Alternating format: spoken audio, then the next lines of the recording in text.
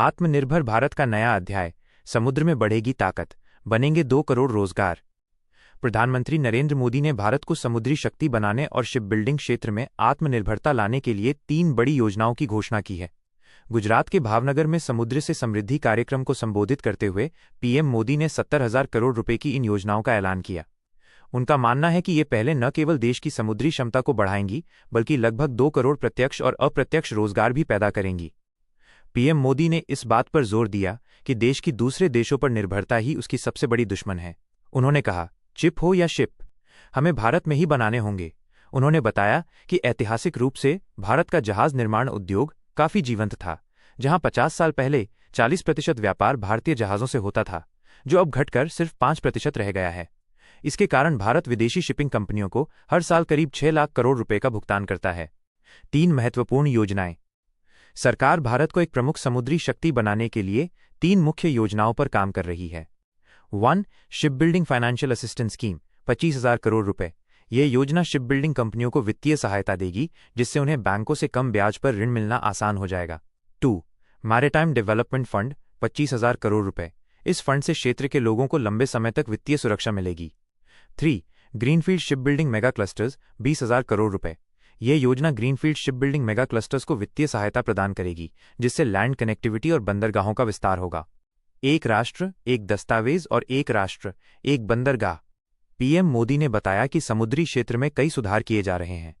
उन्होंने घोषणा की कि देश के सभी प्रमुख बंदरगाहों को अब बहुविध दस्तावेजों और खंडित प्रक्रियाओं से मुक्ति मिलेगी। एक राष्ट्र, एक दस्तावेज और एक राष्ट्र, एक बंदरगाह प्रक्रियाओं के लागू होने से व्यापार करना और भी आसान हो जाएगा। इसके अलावा बड़े जहाजों को अब बुनियादी ढांचे का दर्जा दिया गया है, जिससे शिपयार्डों को निवेश और कम ब्याज दरों का लाभ मिलेगा। ये कदम भारत को चीन और दक्षिण कोरिया जैसे देशों की बराबरी पर लाने में मदद करेंगे, जो जहाज निर्माण में काफी आगे हैं। इन योजनाओं से न केवल आर्थिक विकास होगा, बल्कि भारत को एक मजबूत समुद्री शक्ति के रूप में स्थापित करने में भी मदद मिलेगी। क्या आप जानना चाहेंगे कि भारत सरकार की अन्य कौन सी पहलें आत्मनिर्भर भारत को बढ़ावा दे रही हैं? भारत के प्रधानमंत्री नरेंद्र मोदी आज शाम 5 बजे राष्ट्र को संबोधित करेंगे। हालांकि अभी तक इस बात की आधिकारिक जानकारी नहीं मिली है कि उनका संबोधन किस विषय पर होगा, लेकिन कई रिपोर्ट्स में यह अनुमान लगाया जा रहा है कि प्रधानमंत्री जीएसटी सुधारों के बारे में बात कर सकते हैं। इस तरह का अनुमान लगाने की वजह यह है कि सोमवार 22 सितंबर से जीएसटी की नई दरें लागू होने वाली हैं। इन नई दरों के लागू होने के बाद रोजमर्रा की कई चीजें सस्ती होने की उम्मीद है। प्रधानमंत्री का ये संबोधन ऐसे समय में हो रहा है जब भारत और अमेरिका के बीच टैरिफ और H-1B वीजा को लेकर तनाव बढ़ रहा है, इसलिए ये संबोधन कई मायनों में महत्वपूर्ण हो सकता है। पीएम मोदी ने 2014 में प्रधानमंत्री बनने के बाद कई बार राष्ट्र को संबोधित किया है। उनके पिछले कुछ प्रमुख संबोधनों पर नजर डालें तो 8 नवंबर 2016 उन्होंने 500 रुपये और 1,000 रुपये के नोटों के विमुद्रीकरण की घोषणा की थी।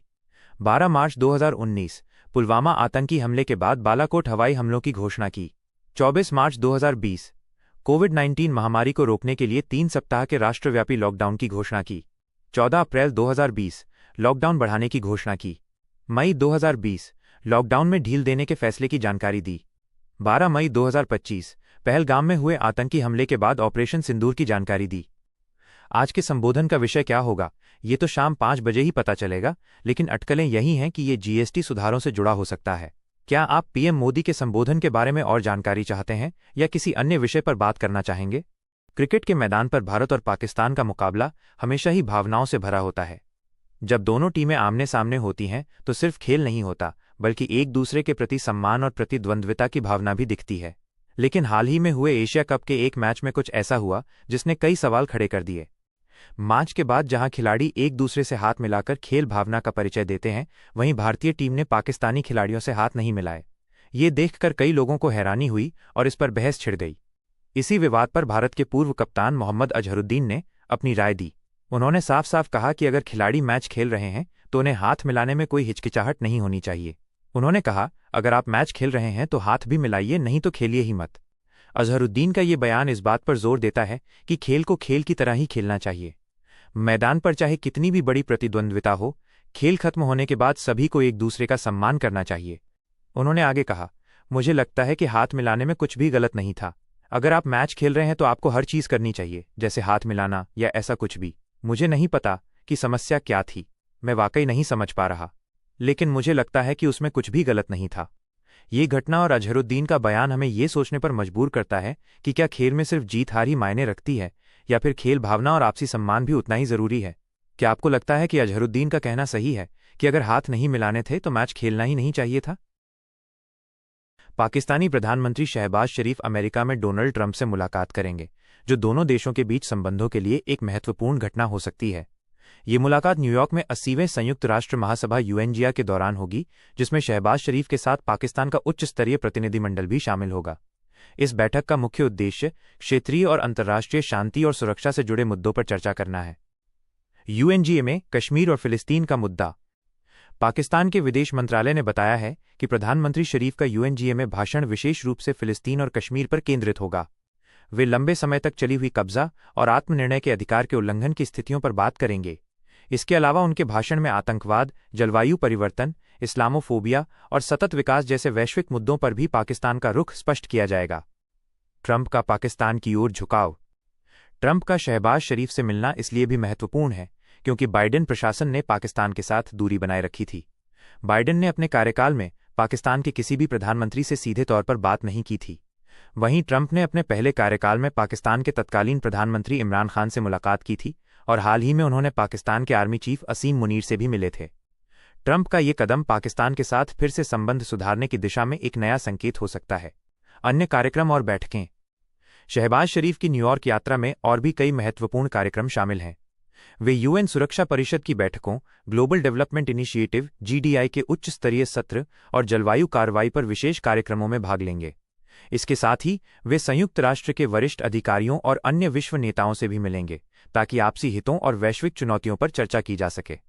ये यात्रा पाकिस्तान के लिए अंतर्राष्ट्रीय मंच पर अपनी स्थिति को मजबूत करने का एक अवसर है। आपने केंद्रीय मंत्री नितिन गडकरी के एक वायरल बयान के बारे में पूछा है, जिसमें उन्होंने ब्राह्मणों को आरक्षण न मिलने को भगवान की कृपा बताया है। यहाँ उनके बयान पर आधारित एक कहानी है। नागपुर का मंच और एक नेता का दिल। नागपुर के एक समारोह का मंच था। हलबा समाज महासंघ का स्वर्ण जयंती समारोह चल रहा था।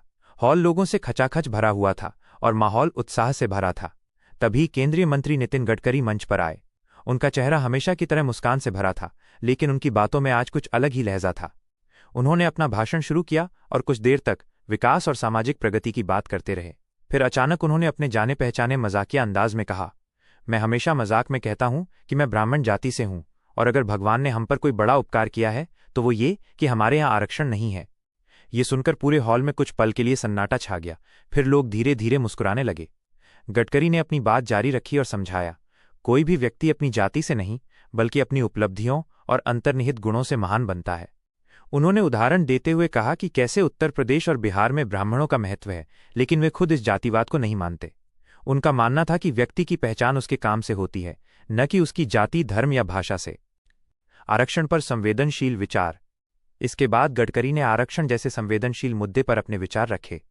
उन्होंने कहा कि उन्होंने अपनी 50 साल की राजनीति में हमेशा लोगों को रोजगार दिलाने की कोशिश की है। उन्होंने माना कि बेरोजगारी आज एक बहुत बड़ी समस्या है। उन्होंने समाज के लोगों को ये संदेश दिया कि केवल आरक्षण ही सब कुछ नहीं है।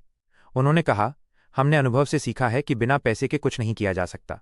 अगर हम कला और कौशल सीखते हैं तो हम अच्छी प्रगति कर सकते हैं।